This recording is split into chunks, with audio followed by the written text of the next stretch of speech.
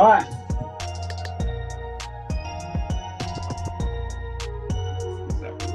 All right, we are back.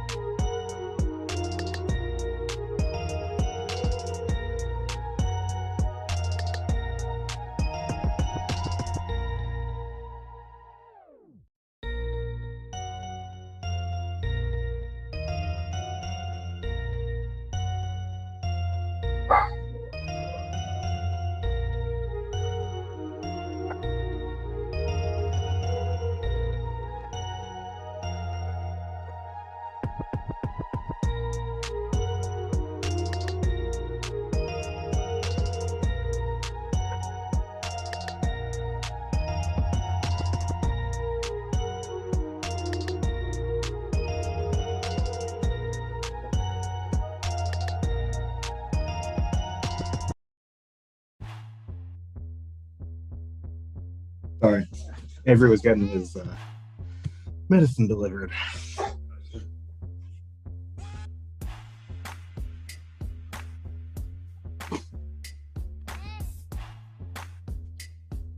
Good morning, good afternoon, or good evening, whenever and wherever you're watching or listening. This is the Awesemo NHL DFS Strategy Show, and I'm your host, Michael Clifford, aka Slim Cliffy. Joining me for the next hour to talk about the Winnipeg Jets and only the Winnipeg Jets, our single entry assassin, Mr. Joshua Harris. Josh, how you doing today, buddy? Yeah. No one gets me going like the Winnipeg Jets. About on an NHL show, there, other things get me going, but in NHL, it's the Jets. Oh, we're already off. Here we go. Yeah, man. Yeah, what'd you think about that last night? It was 4-0 for Winnipeg. Montreal Storms back, makes it 4-4 on the back of a Josh Anderson hat trick, and then Winnipeg busts out for four straight power play goals, or at least 3 out of the 4 were on the power play. Ended up 8-4. The top power play unit just had a monster night. What'd you think of that? That was just crazy. I after was 4-0 in the first few minutes, I was like, sweet, there's gonna be no empty net. Like Montreal's not gonna come back. Maybe they'll score another one, be 5-0. Hellebuck is gonna break the slate. That's fine. And then it's just like, I don't know what happened. Like Winnipeg couldn't stop a nosebleed in the second period. Josh Harrison went nuts, and then of course like Montreal started taking penalties, and it was over. Like that was one thing that you and I have talked about. I think it's been 10 games since Martin St. Louis took over as coach of the Montreal Canadiens, how they have looked better offensively. And, you just have to look at the goals scored, and shots generated over the last 10 games to kind of prove that. But defensively, things really haven't come together. And the penalty kill, certainly not spectacular either. Some good nights in the chat last night. Saw Hofbrau took down a chop for first place in the $15, and as well Chuck Dynasty took down second. I believe it was in the $33 over on FanDuel. So certainly some good nights amongst our subscribers. I did not have a good night last night. I full faded Winnipeg, and you full fade a team that goes off for 8 goals, you're usually not going to do very well. I did not have much. I was actually thankful to get back like 1/3 of my entries. I'll actually just take that and run. How'd you do last night? I didn't cash. King Bacon Pie apparently had a good night. He's, sees something out there and he's happy. I used Tampa power play stack. That was okay. The problem with Tampa is like when they went down early, but then they went up like 4-2. They just kind of were like, all right, we got this. And they just don't do anything for the rest of the game. They only had 22 shots, 5 goals and 22 shots. Typical Tampa Bay. Then I used the Eichel line, which was in a really good matchup, and then Vegas 2 did the thing. I don't know, man. Vegas 2, they're rolling right now. I guess you got to ride that wave. Yeah, they might have to ride that line to the playoffs because they're not very far away from falling out of a playoff position. And Pacioretty and Stone, both on the shelf, definitely hurts. Looking through our chat, I see Wolf Girl says, tried to go against the chalk. It did not work. Yeah, that's kind of what happens when you don't play the chalk and the chalk goes off. If there's a line that's 20% and it's the optimal line of the slate, you don't even have to check your scores, right? Like it's just game over for you. That's how it works in GPPs with chalk. in the NHL. I mean, it's the same thing with just about any other sport where there's massive chalk where if you fade it. I still think, considering the ownership rates we saw across some of the players, I still think you're right to fade or go, under the field. Sometimes it definitely doesn't work out. We definitely saw some other huge performances last night. People needed more than just Winnipeg to get there. Edmonton did well because all the goals were concentrated on a few players. But it was Colorado, I think, that was kind of the interesting game of the night, because you and I talked about it extensively, obviously, on the show. Colorado scored one power play goal. The power play was something we talked about a lot. The Islanders typically don't take a lot of penalties. But again, Colorado scored 3 even strength goals plus the empty netter.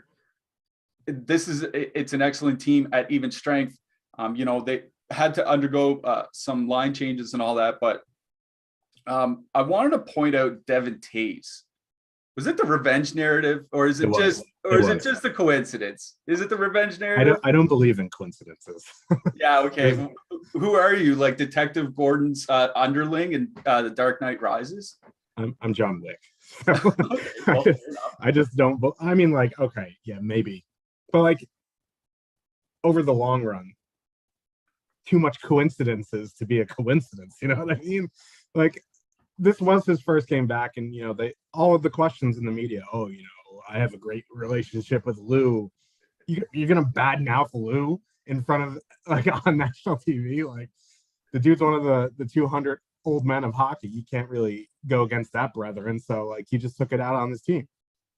Yeah, I mean, I think it was his best fantasy performance of the night, of the season. Sorry, goal, 2 assists. On DraftKings, he even hit the shot bonus. I think he only has 2 or 3 shot bonuses on the year, and one of them came against Colorado, including a 3-point game. He just absolutely shredded that team. Excellent player. Was in quite a few optimal lineups last night, as was Brandon Carlo. Speaking of some of the teams, we're going to have a couple of these teams on the slate coming up here tonight. I'm thinking of the Buffalo Sabres and the New York Rangers, especially. We looked across the slate last night. Senators lost by 3, Flyers lost by 3, Devils lost, but I guess they were playing the Jackets. Carolina went to overtime, but the Eastern Conference has been kind of split over the last couple months. Basically since Christmas, half the teams in the East don't have anything to play for. There's been that big of a separation between the top 8 and the bottom 8 teams in the East. I was reading an interesting Twitter thread from a former AHL coach. His name's Jack Hahn. And he was saying that you can kind of tell when a team's given up on the season when the other team gets the lead and they just quit.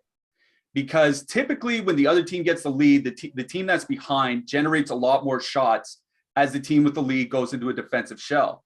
If that team isn't generating a lot of shots, you can kind of tell that a team has quit. So I wanted to ask you, we'll talk about some teams later on the slate. Is there any teams or players that, I don't want to say they've quit, because obviously these are professional athletes and they have to be at the top of the game to stay where they are and to earn the millions of dollars that they do. But is there any team, or is there a line? I see producer Mike, a Philadelphia Flyers fan, shaking his head, nodding his head in the background. Is there any team, player, line, anything like that that's kind of striking you as maybe they're not trying as hard as they were back in November?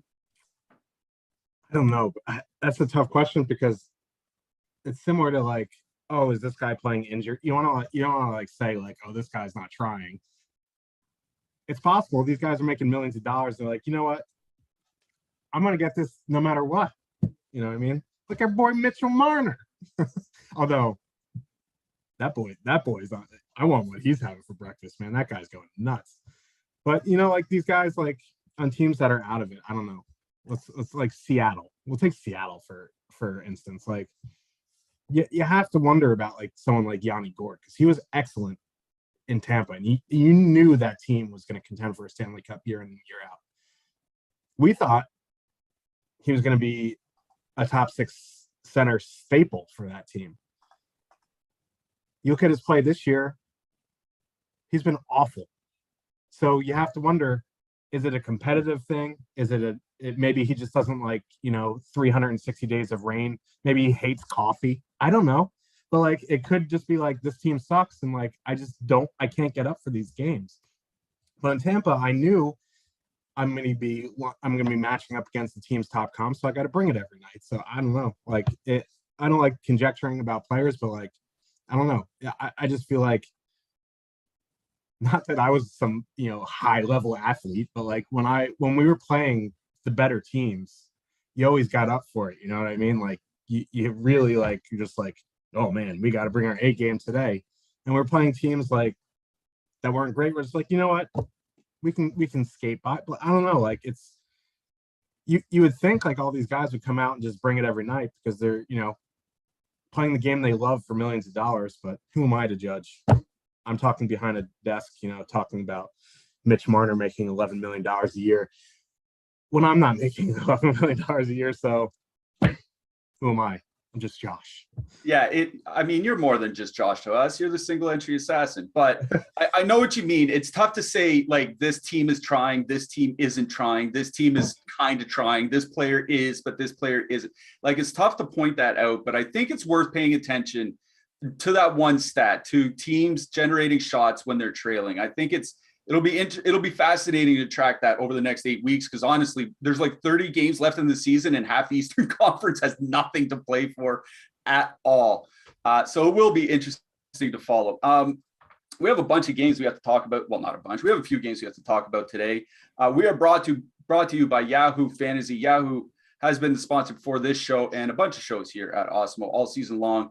They've been very good to us. And if you're new to DFS, maybe you haven't played over on Yahoo just yet, we are giving away some free money through them. So stick around for that.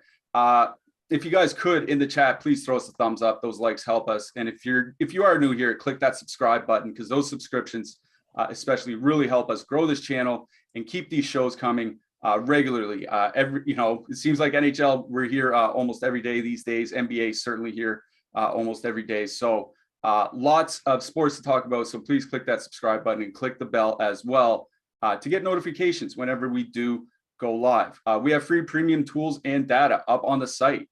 We have our NBA main slate ownership projections and our NHL main slate ownership projections, both up on Awesemo.com. Whether you're playing NBA or NHL tonight, we have our ownership projections up for you. And we also have PGA top golfers up on the site. We also have a giveaway through our podcast. Head on over to the Awesemo podcast channel. Just leave a 5-star review with your Twitter handle or your Awesemo username, and you'll be entered to win a free month of Awesemo Plus Platinum. We also have a new NBA betting show. It's called Locks Before Lock. It's over on the Odd Shopper YouTube channel. So if you're a sports bettor, maybe you want to get into a little bit of sports betting, we have some very smart NBA sports bettors here, or NBA bettors here. They do a 30-minute prop show before the deeper dive every day. So head on over to the Odd Shopper YouTube channel to get a little bit of NBA prop action. All right, Josh, we've gone through all that. Now we've got 4 games to talk about. Let's talk about this first game, and it features, 2 of those teams that really have nothing to play for. Like, it's kind of funny. The Toronto Maple Leafs could end up with 115 points or something like that this season and end up 3rd in their division. Like, that's what I mean by how much the top of the Eastern Conference is separated from the bottom. Toronto is at home. They have a 4.3 implied goal total. Buffalo is visiting. They have a 2.2 implied goal total. I'm sure there's lots to talk about here. Just take it wherever you want to go. Okay. First of all, it's been 2 days.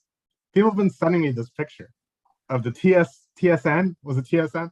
Oh, Mitch Marner is the most underrated star. You cannot be underrated making 11 million. I'm sorry. I'm pretty sure he was a first-team winger last year as well. Like, you're not a first-team NHL winger making $11 million on the top line for the Toronto Maple Leafs and underrated. Like, come on. All TSN is doing is tuning the Maple Leafs trombone to be like, oh, this is the year. This is the year, Leafs fans. This is the year. Everyone buys the gear. Everyone does the thing. They're like, oh, we're planning the parade. And then they get swept in the first round. And then everyone burns the jerseys. And everyone's like, oh, this team sucks. And then it's just the circle of life for a Leafs fan. But Marner, underrated? Come on. Now, if you peep his game logs and you take away his name, you're like, holy crap, this guy is a star. But that's for another thing. Got that out of the way. Now, Toronto 1. They are rolling on all cylinders right now. You look at our top stacks tool. I've never seen a top 2 stack percentage this high. It's currently a 51.8% chance of a top 2. That's the highest I've ever seen now. Like I talked about a few shows ago, it feels like another one of these slates where a lot of people are going to one-off Matthews because Marner's 7,900, Bunting is 5,100. I would advise you, if you're going to play Matthews, play Marner, play Bunting, include at least one of them. Look at the last 2 slates. Marner had 2 assists, a block bonus, and a couple shots on goal. Bunting had a goal, a couple shots. Matthews had 1.3 points, right? You go back the other game, Marner has a 5-point night. Bunting scored a couple goals. Yeah, Matthews got there, but if you just won off Matthews, you got his 32 points. You missed out on Marner's 40-something. You missed out on Bunting's 30-something. When Matthews goes off, someone goes for the ride with him. So, one-offing at 50% Austin Matthews tonight, congratulations. You and half the field got his hat trick. How many percentages of you got the 3-point bonus that Mitchell Marner got because you didn't want to pay $7,900 for it? I don't know. That lowers the percentage. You had him Bunting. How many of you have the Matthews hat trick with the Marner bonus plus the Bunting 20 DK points? You know what I mean? So yeah, Matthews may come in at 50%. Matthews and Marner may come in as a duo at 30%. But how many people are going to have Matthews, Marner, and Bunting together on this 4-game slate because they're very expensive? I don't know, 20%. So you're improving your situation by 40%, if I did that math correct, by rostering more of these people. So yeah, if you want to leave off Bunting or you want to leave off Marner, I would just bring at least one of them for the ride, or you want to add in Tavares or add in Nylander because this is a very good power play spot. Outside of the game against the Caps, their power play had been clicking. I'm not really sure what happened in that game. I mean, the Caps are good defensive. They have a pretty good penalty kill too, but that was kind of strange. That might have been an anomaly. But I'm in on Toronto 1. If you full stack, if you power play stack, I'm not in on one-off and Matthews. It gets you nowhere. It literally gets you nowhere because if he has a big game, you and half the field have it. If he busts, half the field is already ahead of you. So, you know what I mean? Either play guys with him or fade him. I'm in on Toronto too as well, just because of a price standpoint. They're going to be over leveraged because they're much cheaper. But again, it's a very good matchup. That line with Kerfoot isn't great. It was much better with someone else there, but I think you can pluck Tavares because he's under 6K on DraftKings. Nylander's 6,400, and add him in with a Matthews and Marner. It's an expensive power play stack, but you can do it. There's a lot of lines under 10K on DraftKings tonight. So in on the Leafs. On the Buffalo side, I think Toronto 1. Buffalo 1 is an interesting play in GPPs because they're coming in around 5%. They're fully correlated. Yeah, they're going to get the Matthews line, which is not great, but the Leafs have been pretty leaky lately with their goaltending and their defensive. They have defensive issues. They keep scratching guys. Liljegren's going to be scratched tonight, and he was on the top pair last game. So I don't know if you want to do it in 1 to 3. I probably won't, but Buffalo 1 and 20 max for sure in play. I'm interested in that second line as well because that line with Kerfoot has some pretty rough numbers. And I'll let you talk about Kyle Okposo, but he's been having a pretty incredible season. They're fully correlated on the second power play. Not that does much, but they're very, very cheap. So, that could be a decent filler in 20 max as well. I'm also interested maybe a little bit in Peyton Krebs as a one-off. He's min price on the top power play. If you're trying to get in some really, really expensive stuff, if you need min price guy with some power play time, I would consider Krebs. Now I just need to calm down. I'll let you talk. Okay. Yeah. I don't have a lot to add about what you said about Toronto 1 and Austin Matthews in particular. Yeah, he's going to be 50% owned. They're probably going to be the highest owned, he's going to be the highest owned player on the slate here. I think we have him at 38, 39%. he usually comes in a little bit higher than what we have him for projected for. That's just kind of the nature. And I think especially when you look at the slate, there aren't like a ton of super expensive options, right? Like you look over on DraftKings and there's only one other center within $2,000 of them. You know, you look at Mitch Marner and, you know, there's only one other winger within $1,000 of him. So you're either playing that line or you're getting down to some sort of like middle of the road mismatch. Like there's only a couple avenues you really can follow. So like, I'm not going to say what people should or shouldn't do with Toronto. Like they're going to go into Buffalo 1, and Buffalo 1 has actually been a pretty good possession line. The problem is that they do give it up defensively. They're like a supercharged version of Toronto's own second line. Like, right. Like they give it up defensively, but they do generate a fair bit of offense. And that's why, you know, you talk about how leaky the Buffalo goal or the Toronto goaltending has been. Yeah, I'm in complete agreement with that. I do think Buffalo 1 makes a lot of sense in your 20 max, your 150s. I think even if you're 3 maxing, you can at least consider them. I'm not saying play them. I'm not saying X them out. I'm saying they definitely need to be considered. It's Buffalo 2 that I really wanted to talk about most here, and it's because of Kyle Okposo. He has joined Dylan Cousins and Casey Middlestat on that second line, and like very quietly, Kyle Okposo is on pace. His 82 game pace this season is for over 20 goals, over 50 points, and over 200 shots.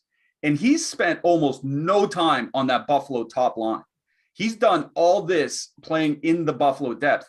And Cousins and Okposo have actually been decent together, like a little bit above average offensively at 2.4 expected goals per 60 minutes. So, yeah, they do give it up defensively as well, going back the other way. So they're a little bit underwater by expected goal share, but they can generate offense. And so, like, I think the problem is like they're the only reason to really use that super cheap Buffalo line is to game stack with Toronto's top line. Because like I mentioned, I guess you could do like a Dallas plus Roman Josi or something like that. But like I mentioned, there aren't a ton of super expensive options, at least not on DraftKings. FanDuel is a different matter.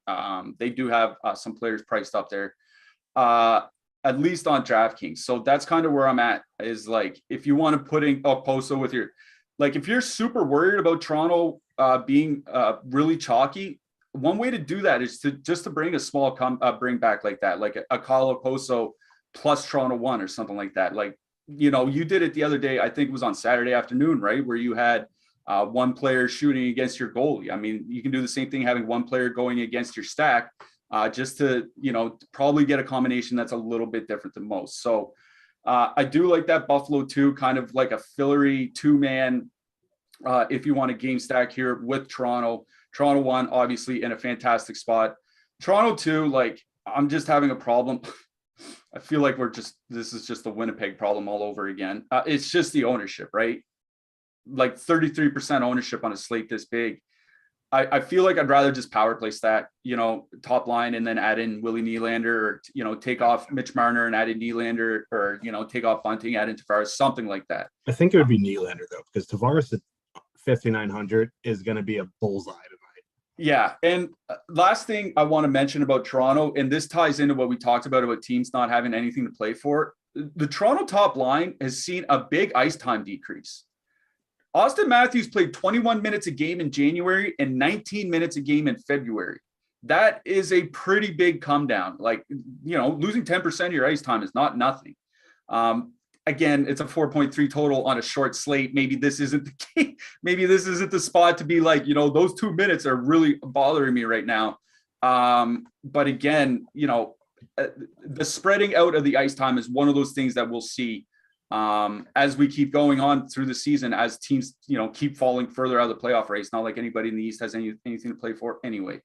On the blue line, there's just not a whole lot that's really attracting me. I mean, if you want to go for, like, you know, throw in a Sandin or a Liljegren or whatever, what have you from the Toronto side, you know, just to get a super cheap defenseman in there, lower the price of your Toronto stack. Like, I think that's fine. But there's no Toronto defenseman other than maybe, you know, Morgan Riley would make sense that I'd go out and say, you know, you have to one off or you have to play this guy tonight. It's just, That's not the way that works. On the Buffalo side, Samuelson or Haig, if you want to get some block bonus action on DraftKings. Other than that, like over on FanDuel, I don't think there's a single defenseman I would use. What do you think? Yeah, both of these power play quarterbacks are in the mid fives, and then every other defenseman is either min price or like 2,600. And like, if you like one of them, play them. If you have a personal preference and you need a punt, sure. I'm not running out of my running like to put them into my lineup. There's like, I know Justin Hull had a goal and an assist last game, and Sandin had a goal, and you want to chase those points for min price, I think that's fine. But like, if I can avoid these min price guys tonight, I'm going to do it. Yep, I agree with that completely. Let's move. I was going to say let's move on along to our next game, but we only have a few games to talk about. Let's talk about Awesemo first. You can get access to all the great Awesemo Plus tools and content for nearly every DFS sport out there with an Awesemo Plus weekly pass for $29.95. This includes full access to all the premium content and tools on Awesemo.com, including player projections, ownership projections, our boom bust tool, our lineup builder, and a whole lot more. Of course, if you're only looking to play NBA DFS, then you can sign up for one of our Awesemo Plus NBA packages for as low as $4.95 a week. Please note that Fantasy Cruncher is an add-on and can be easily added on to these packages at checkout, but it is not included in the base package. However, it is a very valuable addition to your DFS arsenal for those looking to multi-enter contests. So stop guessing and start winning. Join Awesemo Plus today. All right, let's get to your boys here, Josh. Revenge narrative du jour, maybe. Sammy Blay? St. Louis, 2.7 implied goal total going into New York. The Rangers have a 2.8 implied goal total. Ville Husso against Igor Shesterkin expected to be the goalies here tonight. Shesterkin not confirmed, but you know he's going to play. The revenge narrative obviously comes from Pavel Buchnevich. He was on the Rangers for like 5-6 years, drafted by them. Traded in the offseason for a bag of pucks. He's coming back on the St. Louis second line into St. Louis. But Igor Shesterkin, I wrote about him in the Power Plays article. Like, I don't even know if you can say he's one of the best goalies anymore. I think like you're pretty much have to say he is the best goalie now in the NHL. And like stacking against the best goalie in the hockey, even if he's just one of, I think he's the best. Even if he is just one of, it's always a tough situation, but it's only a 4-game slate, Josh. So we definitely have to consider both sides. What do you think about this one? Yeah, I think the conversation is switching with Igor. It's like, yeah, he's the best. Is it too early to start the Hart Trophy conversation? Like, if you took Igor off the Rangers, this team would be contending for the number 1 pick. Like, I don't like, maybe that's a little bit of hyperbole, but like I don't know if they would be like at the bottom of the standings, but they wouldn't be in the playoffs. That's for sure. For sure. You see how they play with Georgiev in that? Yeah. I don't know if they were bad enough to be Montreal bad. No, they're not Montreal bad, but like they would not be sniffing the playoffs without Igor. Yeah. So like I see these ownership percentages on the Rangers, and it's always the same. Like they're double digits, except for the third wheel. And what do? Like the Rangers are terrible 5-on-5. O'Reilly, Perron, going to get Mika, Kreider, Lafreniere. Like with Saad there, their numbers have kind of been a little bit more high event. And I also have been liking how Alexis Lafreniere has been playing on that top line. I think he's starting to, like show why he was the number 1 draft pick. He's showing flashes. Him and Zibanejad have some pretty good chemistry together. So I think like, I know they're expensive, but Lafreniere at 2,700. I think if you're going to full stack a line, it would be that top line, just because Lafreniere makes that line, affordable. He'll lower the ownership here. I see someone just said Vasi greater than Igor. You're entitled to your own opinion, sir or ma'am. Just know that you're wrong. No, but Vasi's in the conversation. Yeah. Anyway, but I'm liking Lafreniere tonight as a cheap option. I don't know if I'd one off him because the way the Rangers generally get there is on the power play, and he's not on the top power play. So I think you can full stack the Rangers top line. getting the O'Reilly Perron matchup isn't what it was like 4 or 5 years ago. Like, yeah, they slow the pace down, and yeah, they don't do anything. Like, it's like a neutral zone thing, and the Rangers suck 5-on-5, but like, it's a 4-game slate. You gotta, like, especially if you're MMEing, you're gonna have to do some things that make you uncomfortable. And for me, that'd be full stacking the Rangers top line. Oh yeah, I don't know. I just like the way Lafreniere has been playing up there. Like, yeah, Capo Caco is probably the guy up there when he is back healthy, but like Lafreniere has been showing why he was the number 1 pick. I wish he would get some run on the top power play over Strome, but you know, it is what it is. You want to go to that second line? It's like, I don't know. Like, that line's been pretty good with Dryden Hunt there, but like, I don't want to really go into the Buchnevich Thomas Tarasenko line. Like, I don't know. You can, like, I think they're going to be a little bit higher owned just because they're cheaper. So if I had push comes to shove, I'll take the lower ownership and go with the Rangers top line, just because, you know, Kreider's always involved on, like, these guys, Kreider's advantage and power play 1. If you can get them a little bit lower owned as the 2-man, the Strome, Panarin, I think you do it, because, you know, the Rangers' path to goals here is usually on the power play. On the blue side, like, I don't want to stack against Igor, but if I had to, it would be that Blues third line. Kyrou and Shen on the top power play. They're coming in around 1.5%, 2%. They're going to get the Rangers third line, which is abysmal defensively. And on top of that, something you've pointed out to us multiple times, the top line, the second line, and the third line are pretty much playing the same time on the ice. So if that's the case, you go for the, you know, the line in the best matchup. If you're going to get 15 minutes against Kreider's advantage end, 15 minutes against Panarin and Strome, or 15 minutes against Greg McKegg and Philip Hedl, I think you go for that.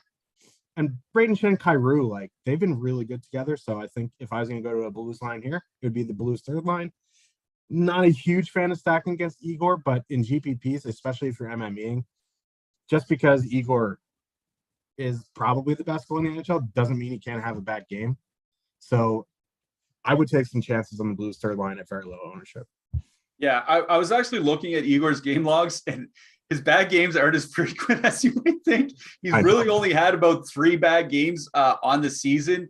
You know, like 3 bad games on the year. That's, you know, maybe 10% of his starts, 1 out of 10. That works out well, you know, for GPP purposes.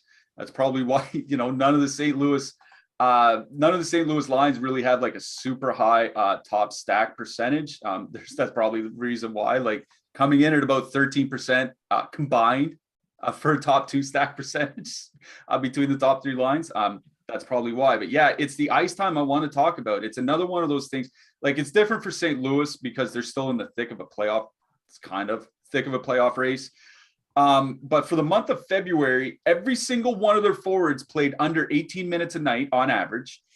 And they had all 9 forwards in the top 9 between 15, 30, and 18 minutes. Like, basically their entire top 9 was playing 16 to 18 minutes. And then Brandon Saad, because he doesn't get a ton of special teams time, was down, you know, around 15 or 15, 30.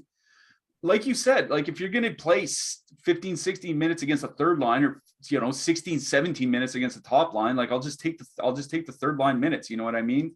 So I wrote up St. Louis 2 in the Power Plays article for that reason. Or St. Louis 3, sorry, for that reason. They're coming in with positive leverage.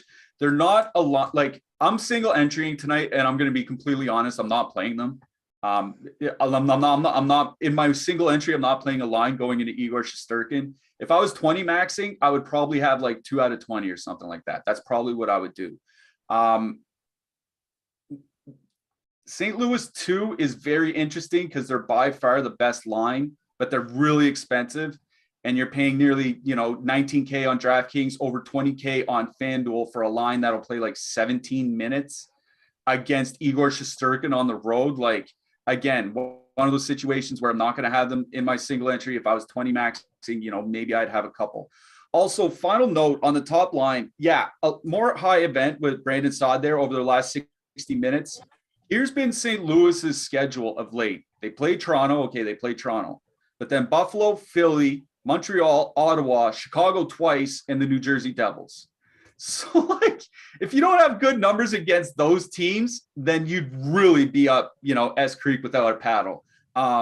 So, not that the Rangers are a great defensive team, but I'm not sure if St. Louis one is as great as they've shown over the last 8 or 9 games. So for me in this game, St. Louis 3, if I was 20 maxing. Other than that, I'm not going to have anything from that side. On the Rangers side, it's right to the top line. I want Kreider's advantage at Lafreniere. They've been very good together. The month of February, 33 scoring chances generated per 60 minutes, controlling 58% of the scoring chances, which not very many lines for the Rangers have been anywhere close to 55-60% scoring chance here. 3.5 actual goals scored per 60 minutes. So they've been pretty good. So yeah, I don't mind Rangers 1 here. St. Louis 3, more for your 20 maxes. But I do like that line once you get some more lineups into your contests. On the blue line, oh my God. There actually is some interest here from the St. Louis Blues. Jake Wallman, I actually played Jake Wallman in the game that he scored, which it didn't help me because I still had a losing night. But Jake Wallman, he's actually a pretty good offensive player. He's just not getting a ton of minutes. Just somebody to keep in mind, I think, for a different slate. Honestly, maybe Mikkola, if you want to get some blocks over on DraftKings. On the Rangers side, Jacob Trouba, always good for some peripherals in GPPs. Really not a lot for defensemen I like here. What do you think? Yeah, I agree. Not much on the Blues here. Not much on the Rangers really either. I don't know. I don't want to go on a rant about the Rangers, so let's just move on. I've done my ranting today. All right, fair enough. I spoke about Yahoo a little bit earlier in the show, and we have partnered with Yahoo Fantasy this NHL season to bring you some great offers. Check out our exclusive limited time offer, which gets you 1 free month of Awesemo Plus Platinum. To qualify, you need to be new to Yahoo, sign up for an account via the link below, deposit and play. That's it. Yahoo will send us your name after you played in your first paid contest, and we will reach out via email with your coupon. If you'd like to speed up the process of getting access, just email support@awesemo.com and we'll get you set up right away. You can also claim a free $10 of site credit by clicking the link in the video description below, and that can be used to enter any Yahoo contest, including tonight's $2,000 NHL Baller. Make sure to use our DFS tools and projections designed specifically for Yahoo to give yourself the best shot at winning big. I see Aaron Rasmus saying New York Rangers 21st in scoring, goals for, 3rd in goals against. Yeah, that's how they've gone. It's, everything comes on the power play, and Igor Shesterkin, pretty much the best goalie in hockey at the moment. A couple more games we got to get to. Let's talk about this first one. We have the Los Angeles Kings with a 2.5 implied goal total. They're going in Dallas. The Dallas Stars have a 3.0 implied goal total. Jake Ottinger starting for Dallas. Is it Ottinger or Ottinger?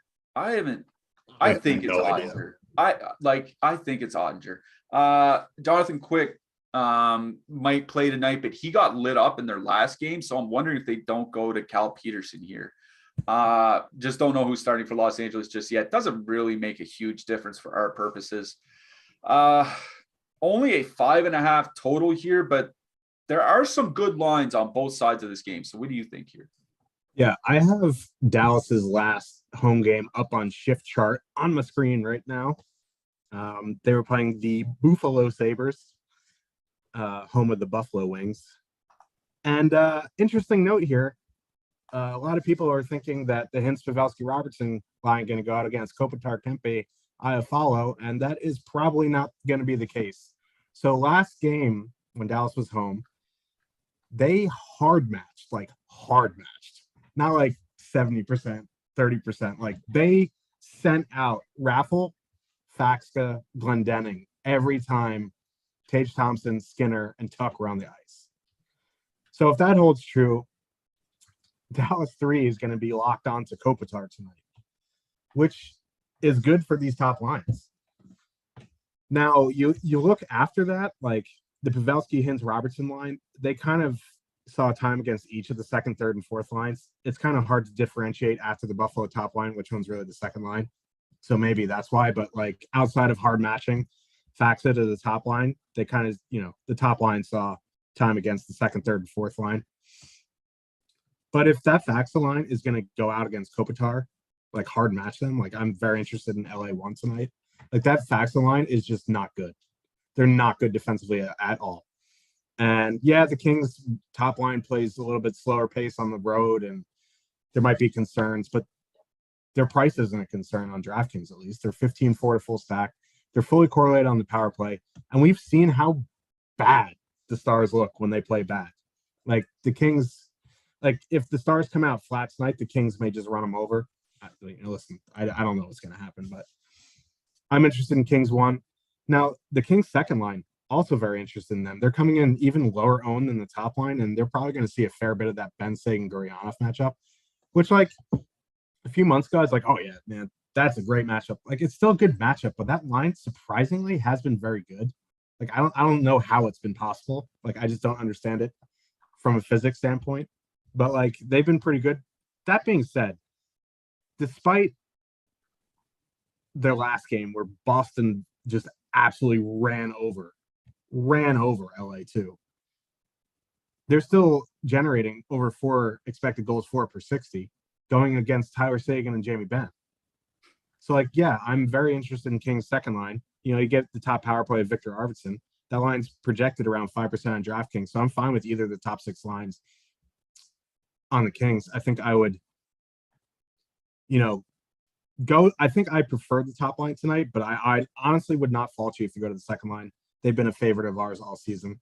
On the Star side, with that third line going out against Kopitar, that means, Robertson, Hintz-Pavelski, we'll see a little bit of Danault probably, but they'll probably see majority against, the third and fourth lines of the Kings, which, aren't great. So I'm in on Dallas 1 tonight. You're going to have to make a decision because you can't play Toronto 1 and Dallas 1. I think that's where you're going to see a lot of people play Dallas 1 and 1 off Matthews. I'm not going to get angry about it, but I'm in on Dallas 1 tonight. Fully correlated. They've hit a little bit of rough patch, which has brought their price down a little bit. They're coming in with some very positive leverage, which interests me. Like the Kings goalie situation is a mess. Their blue line isn't great. So, and if they're going to see bottom 6 matchups, like I'm very interested in Dallas 1. You want to go to Dallas 2? I worry about the ownership here, especially if they see a lot of Danault Arvidsson. That's not a line I like going up against. And they're coming in with very similar ownership compared to the top line. So I think I would much prefer to go to the top line. Yeah, it seems like Toronto 1, Dallas 2 is going to be a somewhat popular build here tonight. Just keep that in mind for anybody making lineups here. Yeah, Dallas 3 going against Los Angeles 1.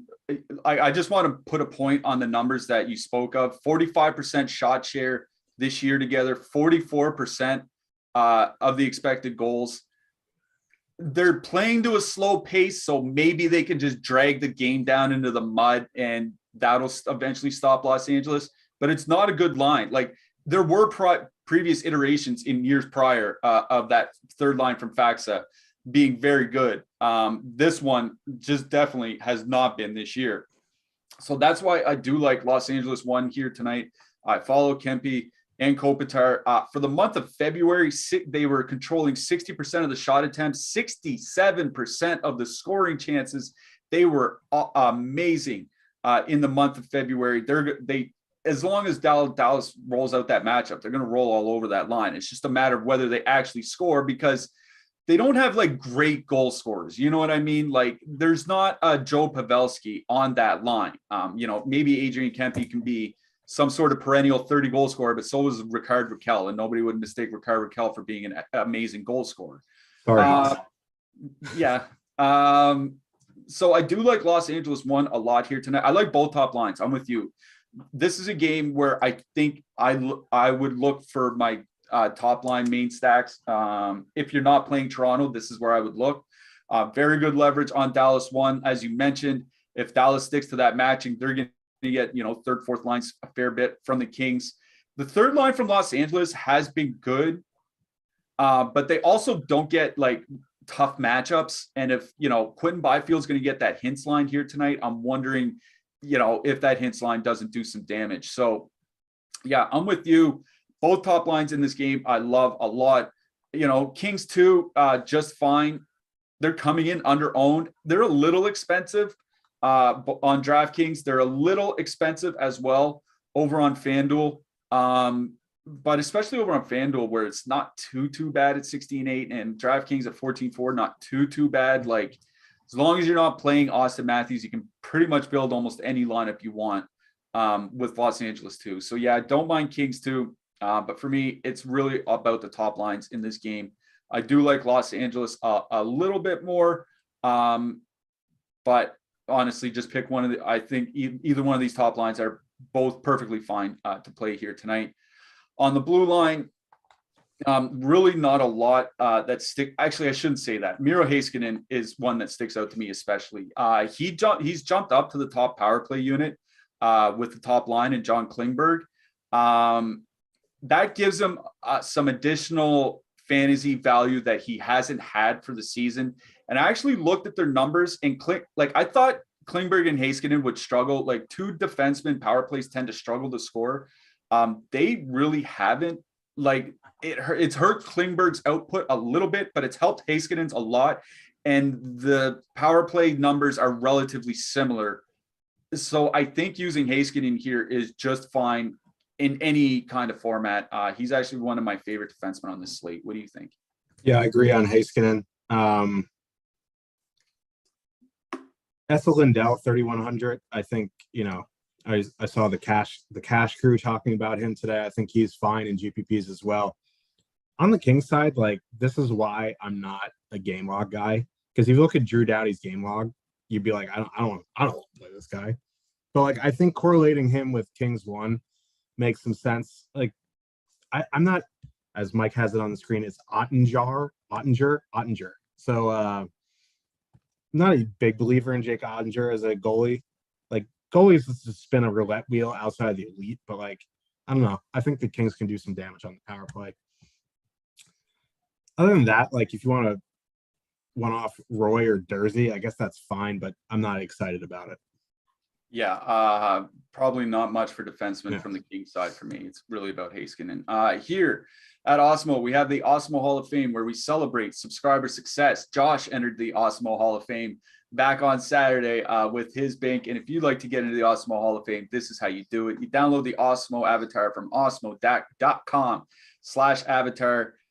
You place in the top 3 of a contest with at least 5,000 contestants. You tweet those wins to the Awesemo Hoff account, and you do all that, and you can win a free month of Awesemo Plus Platinum. The very first screenshot you'll see, you see Lou Elf Amania taking down first place single entry, $5 at NBA for $1,000. A really nice night there. First place in the Daily Dollar single entry, NBA again taking down $300 off $1. Real nice job. T.O. Deck, we talked about him yesterday. Looks like it was a chop of first in the 100K NBA last Sunday. Terry Dez 169 taking down $5,000 in the NBA 60K as well. And Duke Wee, I'm pretty sure I'm pronouncing that incorrectly, $250 playing NBA, looks like over on FanDuel. Congrats as well.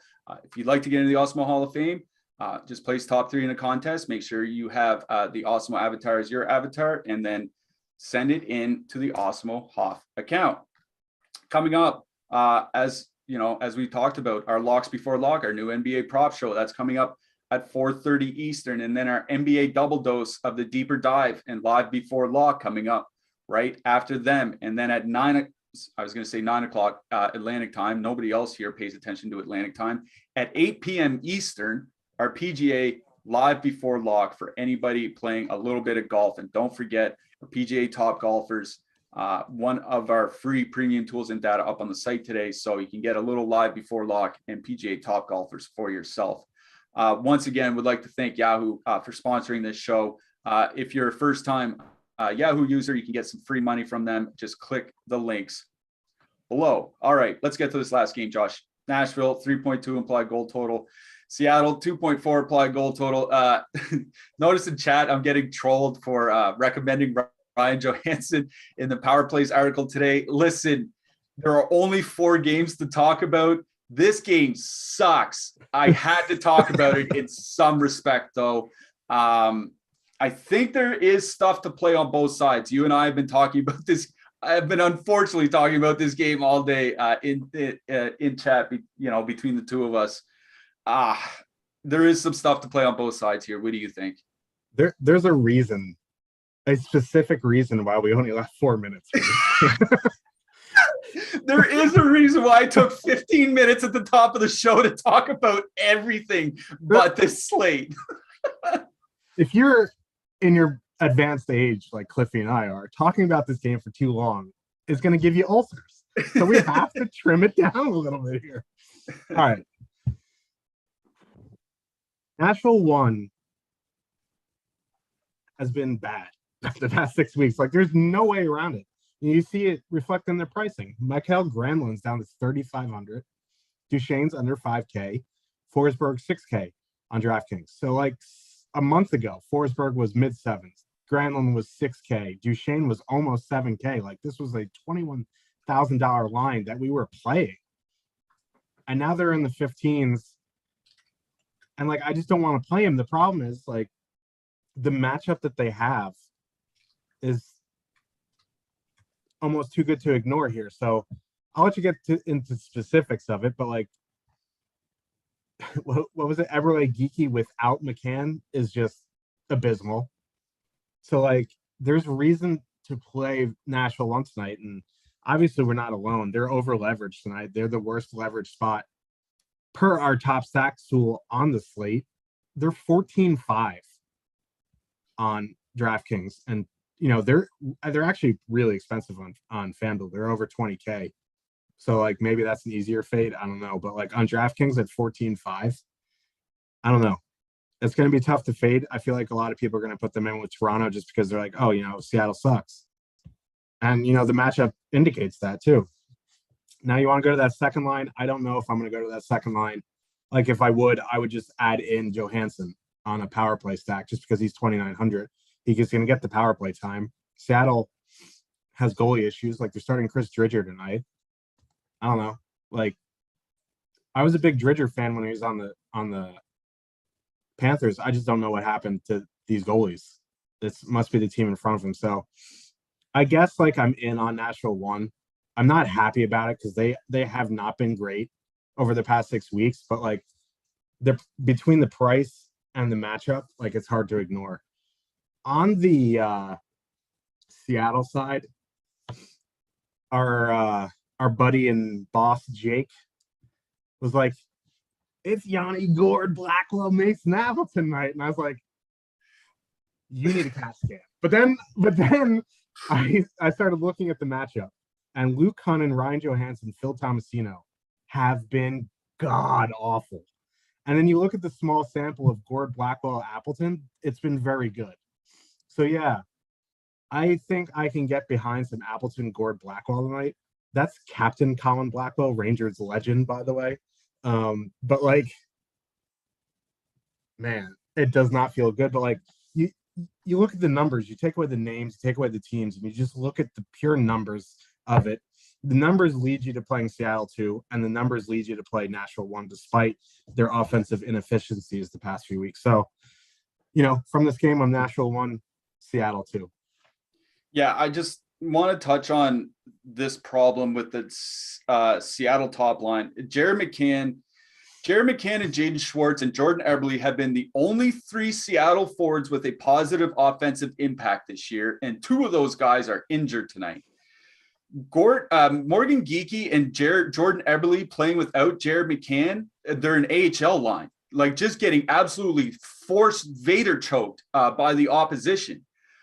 Like, so, like, I have no real interest in playing anything from that Seattle top line. Seattle's second line, like you said, they have been good. Gordon, Blackwell have actually played relatively well together, and they're going to go in probably and get a good Nashville second line matchup. So, yeah, I agree. That's the one where, like, if you want a 2-man Gordon, Blackwell or something like that, one off Blackwell, whatever, yeah, I can get on board with that. After that, I don't know, man. Nashville won 45% shot attempt share, 44% of the scoring chances in the month of November. That's just is terrible. It is absolutely awful. I get that Seattle is bad and they're going to get a pretty good matchup. It's just, super high ownership, at least for anybody playing over on DraftKings. So I'm not saying I'm not playing Nashville 1. I haven't made a decision yet. They're going to be in my mix. I will tell you, I think I'd rather just play Roman Josi. So let's talk about the defenseman. Roman Josi, other than Miro Heiskanen, might be my favorite defense play on the slate. I assume a lot of people are going to play him because other than that Toronto line, there aren't a lot of super expensive lines. So I imagine Josi will be very popular. Carson Soucy, top pair for Seattle as well. Don't mind him if you need somebody cheap. Anybody else stick out? Yeah, I mean, this game just screams Jake Harry. I just don't know. Like this game was built for Jake Harry's DFS. Like this is the perfect game. I'm in on Josi. I'm also in on Soucy. This is the last one, dude. And then maybe some Jamie Alexiak for min price, but I'd rather just play Soucy. Yeah. All right. That'll do it for us today. Anyway, I'm going to ask you for your hat trick picks and your goalies. My hat trick pick is Adrian Kempe. I'm going to stick with my Los Angeles 1 guns here today. I mean, I'm not going to take anybody from Toronto. It's too obvious. I'm sorry. If I was going to take somebody from Toronto, I'd say, Austin Matthews, William Nylander, let's go. I'll say Adrian Kempe. My goalies, Igor Shesterkin. And UC Saros, man, like Seattle can't score. And Saros is one of the 3 or 4 best goalies in hockey. A little bit expensive. I think it might still be worth it though. Shesterkin and Saros are my goalies. Who you got? Yeah, I like those two. And like, if you need to spend down in GPPs, like, Chris Dridger, like Nashville is not a good team. Like, I'm sorry. Like Dridger, hopefully, he has a good game. Like, I guess it's either that or Craig Anderson. Like, I don't really want to go up against elite. Like, I don't mind Dridger. Cal Peterson, if he starts, like, okay. Like, I don't know. But if Dallas matches like that, it's gonna be a rough night for Peterson dealing with Dallas 1. I'm gonna get a little spicy because I want to avoid the Leafs too, which seems too obvious. I'm gonna say Alexis Lafreniere. Ooh, I really like that. I actually wrote him up in the Power Plays article as well, so a little bit of synergy here. Synergy, like a boss. Alexis Lafreniere and Adrian Kempe are your hat trick picks. We got to get out of here, but remember, a bunch of NBA and PGA shows coming up after us. We will be back tomorrow, but until then, for producer Mike, for our single entry assassin, Mr. Joshua Harris, I'm Michael Clifford saying good luck tonight, everybody.